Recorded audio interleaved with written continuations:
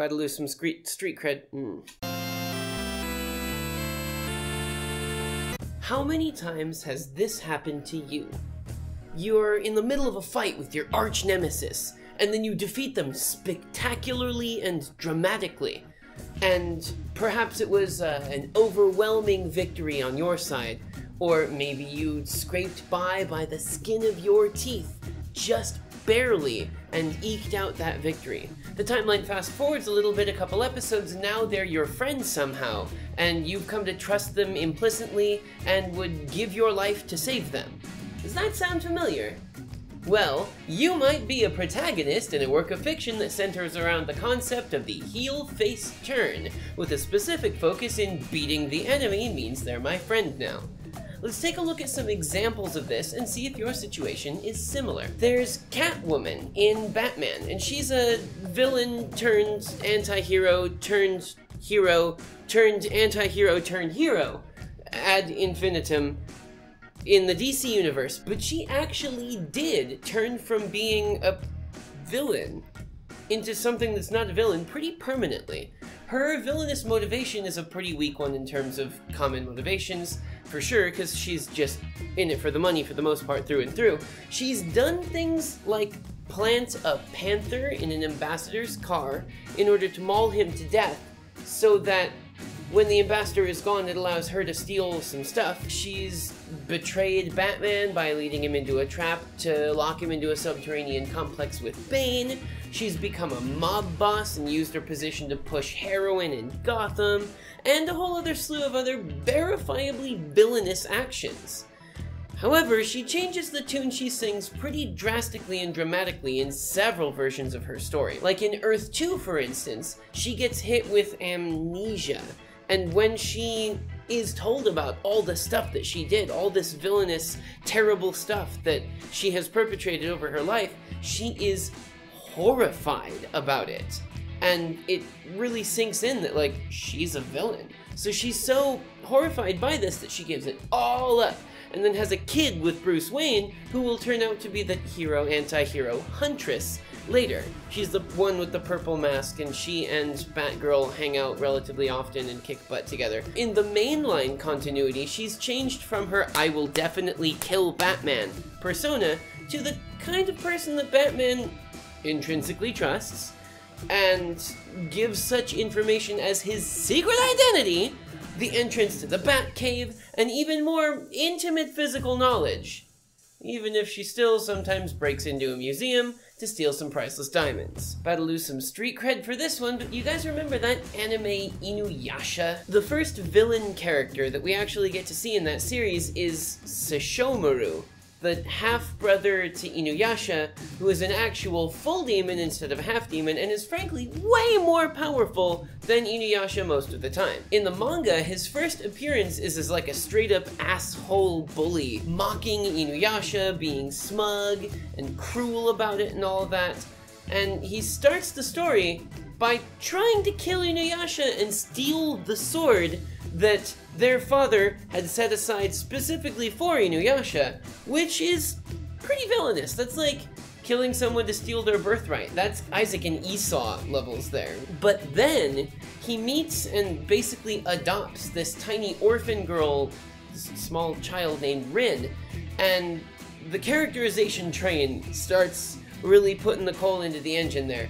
And he starts like protecting her and going out of his way to make sure that she's safe. Still a villain, but a sympathetic one now. And then later on, he meets what amounts to be like a homunculus made by the big bad Naraku named Kagura, who is this hot-blooded action chick with wind powers that can slam him with insults and verbal abuse, but not get killed for it because, ooh, now there's a love interest for this stoic, never smiles asshole character, and they develop a sort of liking for each other. And when he realizes that he has caught feels for her, he finally makes the switch to anti-hero from villain. Like, they've teamed up a couple times before that in order to meet specific goals, but like, there was no point where Sesshomaru and Inuyasha were both cool with each other. That had not happened yet. And this isn't a perfect example of this trope, but it is close enough. he goes from being outright kill ya to, okay, we can deal with each other for now. I used to work for Disney, at Disney World in Florida, and it was the worst experience ever. And I kind of swore off Disney after that, but this is an example that draws from it. And it's kind of a weird one as well, but have you ever considered that Kronk from The Emperor's New Groove is actually a villain? Like, he might be an idiot and a lovable, bumbling fool, but at the start of the film, he's still a villain by means of his unfailing loyalty to Yzma. He doesn't even understand that he's a villain by association in the first place.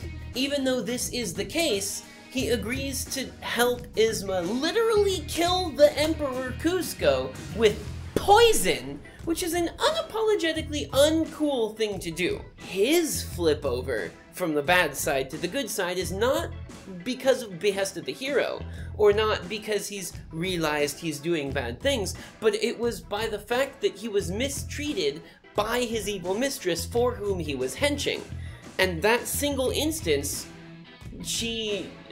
Spinach Puffs, I think it is, she insults his spinach puffs. And if you've watched the movie, you know that his big thing is that he cooks a lot. And so that thing makes like both the angel and the devil on his shoulder be like, oh, she's going down. But that single instance basically 180 turned him into a good guy, like full-time good guy. Which is a weird example of this one, so let's go to a different one. Unapologetically, my favorite movie of all time, hands down, is Jim Henson's The Labyrinth.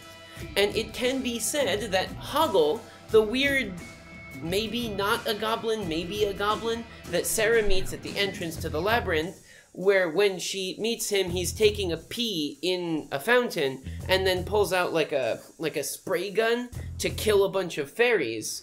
He starts really antagonistic towards Sarah, and she gets in the way, and she causes the Goblin King to threaten him with things like the Bog of Eternal Stench, and he even attempts to lead her back out of the labyrinth to the very beginning when she's trapped in the oubliette. Because, well, yeah, of course, Jareth the Big Bad told him to do so, but he was gonna do it. And he was gonna steal her bracelet to boot. So that's kind of an asshole thing to do. He's a villain at the beginning, like not a strong villain, but he is a villain. But his turn comes in when Sarah manages to finally convince him that he has at least one friend, her, despite his crippling inferiority complex, and thinking that the reason nobody likes him is because he's a coward and he's dumb and he's ugly. And he might be a coward and ugly and all of that, but like, that's not the reason that nobody likes him. The reason that nobody likes him is because he's been an asshole. And when someone can see through that to the good heart under it, like Sarah does, then that's when it makes him realize, like, oh, maybe it's not all so bad. Maybe it's not bad at all. I got friends now. Well, crap, I don't need to listen to that awful Goblin King Jareth anymore, because I got friends. And he ends up, at the end of the film, with quite a few friends, Sir Didymus and Ludo, and Sarah obviously, of course. There's a considerable amount of friendship that he gains just by accepting the fact that maybe he's not the worst. Of course, these are all examples of the villain joining the good guys for reasons other than getting their asses handed to them by the hero. For that, we've got a few quintessential examples. The top of this list has got to be Dragon Ball Z. Krillin is a rival to Goku who only gets cool with him once he gets beat. Tien and Chaozu are students of a rival master and verifiable assholes when they first show up until they get beat.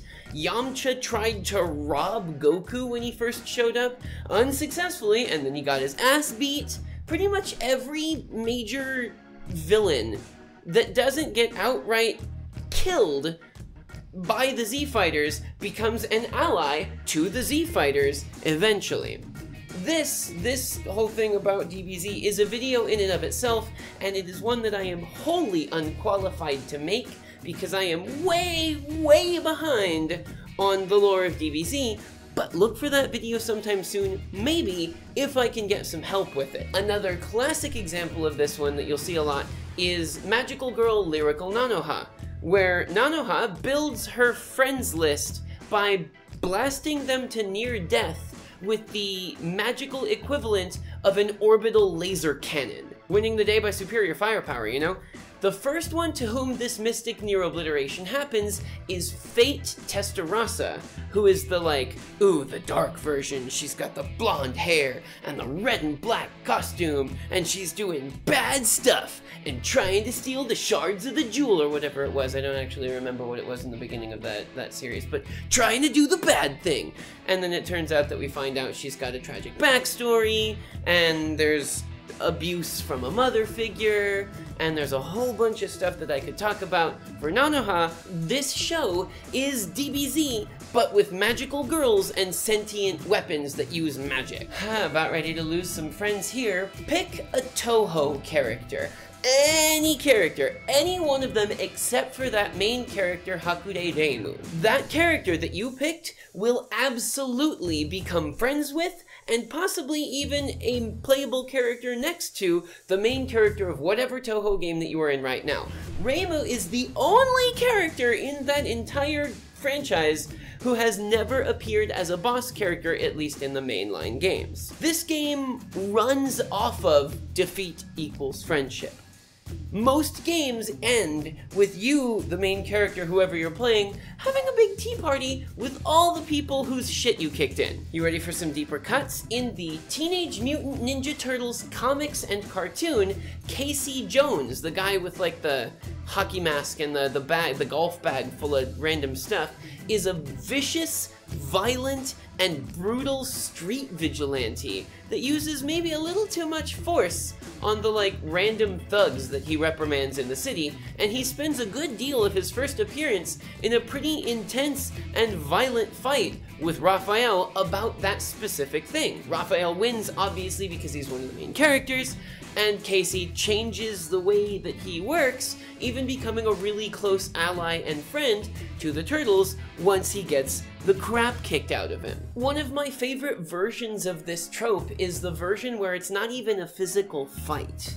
Like in my favorite ballet-based magical girl anime, Princess Tutu, the main character, Ahiru, or Duck, depending on whether you've watched it in English or not, is a dancer. She shows up and she does her transformation sequence, and then she dances with her opponent, and they do some cool ballet stuff and some pas de deux, and then they do a penché at the end, and when they come back up, they're friends!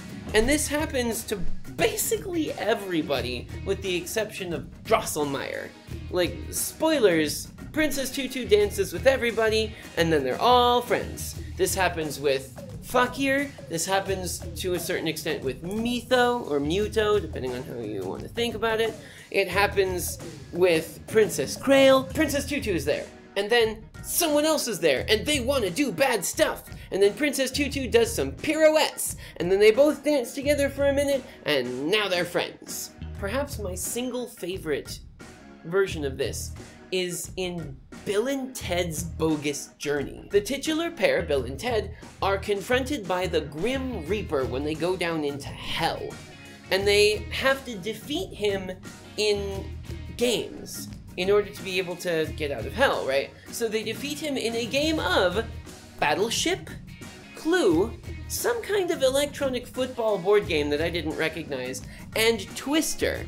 And at that point, Death is so flabbergasted by the fact that he's been beaten so many times by these two random stoner teenagers that he joins their band as a result and helps them rock out to save the future. Or what about that one time in PE class when you were there and for some ungodly reason someone on your team thought it was a good idea to throw the ball at you, and you managed to not only catch it but then get past all of the opposing team to get to the bit where you stand on the ground and then you get a point with it, and then those assholes from your class decided you weren't such a loser nerd after all, huh? Wait, that doesn't sound right. Let me check my notes on that. Punched in the head. Nope, actually, nope. That never happened. The correct version was that some of the football players on the opposite team tried their very best to make my life even harder than they already were because I humiliated them by running past them on some grass. Football sucks, high school sucks, and you specifically suck, Brock. I guess this trope doesn't always work in real life. So what? What's the point? What's the whole point of this entire trope of the bad guy joining the good guy's team. Like, the bad guy turns into a good guy. Oh no, tragedy. Well, actually, yeah, it is a tragedy. But it's the end of a tragedy. By seeing that an evil character has the capability to change their ways based off of some kind of appeal to their sensibility, or their inherent goodness, or their morality, or something like that, it shows that they may not have always been that villainous to begin with. It shows that maybe at some point they weren't the evil asshole that they currently are while they're getting their butt kicked. It shows that something redeemable is in that person, that some kernel of good once existed and somehow got quashed and was left to die while the evil bit flourished. Authors can use this trope for a trillion reasons, ranging from the wanting the main character to have a band of cool companions, to wanting to redeem a character that the author initially presented as irredeemable, to wanting to extend the storyline so that they can get paid more because the story's still going, damn it! What it does for the audience, though, is a little different. It gives the person who identified with the villain when they first showed up an out from being classified as the kind of person who would be evil in real life. It's like saying that you're a Slytherin a few years ago, before it became cool to be part of that house and associate with the Hufflepuffs, or whatever garbage it is that that stupid fandom is spouting these days. How to lose friends and subscribers in one sentence. It gives that villain character positive qualities that can reinforce the identity that some people will initially share with them. Because you've seen a show or a book or a comic or something where the bad guy shows up and you're like, that guy is cool as hell and I want to be like him, except he's a bad guy. So I can't really say that in good faith because I don't want to be a bad guy myself. And then later on he joins the good guy team and you're like, ha! I knew it! I knew he was gonna be badass and I called it. Nobody really wants to be the villain in the story that they like unless there's something redeemable about that villain. Like Prince Zuko, or like Goku, or like any of those stupid kids from My Hero Academia that I haven't watched at all but nobody will shut up about. Deep down, nobody's inherently evil. And seeing that aforementioned evil asshole being given a chance at continuing the same kind of rad stuff that they did before, but now doing it on the side of good, is what makes them even more badass. Like, watching Hiei waste Yusuke with his demon powers is rad, but watching him waste bad guys with Yusuke is even better. It's just like my English teacher from 6th grade used to say, if you can't beat him, join him, and then hope that they won't immediately be suspicious of literally every move that you make, because you could very well be trying to just get into their good side so that they let their guard down, and then you can strike when they are vulnerable. Hang on. Looks like we got another video. Thank you guys so much for coming and watching. I really hope that you enjoyed it. I know I'm talking a lot about literature recently. I promise that there will be more interesting stuff as well. More interesting stuff, not stuff that is more interesting. Because literature is like top tier for me, right now at least. But I want to talk about like a bunch of specific franchises. I want to talk about like the Labyrinth and that kind of business as well. So if you have a franchise or a show or a piece of fiction that you want me to talk about and like analyze literarily and tell you how it's cool and how it's not cool or whatever like that, put it in the comments and I'll look at it, because I need ideas. I need ideas from my videos. That's the kind of thing that I'm doing now. Give me your ideas so that I can steal them. Thank you guys very much for watching. I hope that you enjoyed it. If you did, the like and subscribe buttons are waiting just below this video. You can click them. Please do that. You can also follow my socials. It's the Facebook and Twitter that are down in the description box. I've got a Discord. I'm trying to be active on it, but I've got a 9 to 5 now, so I'll be there when I am there. Thank you guys so much for watching, and I will see you next time.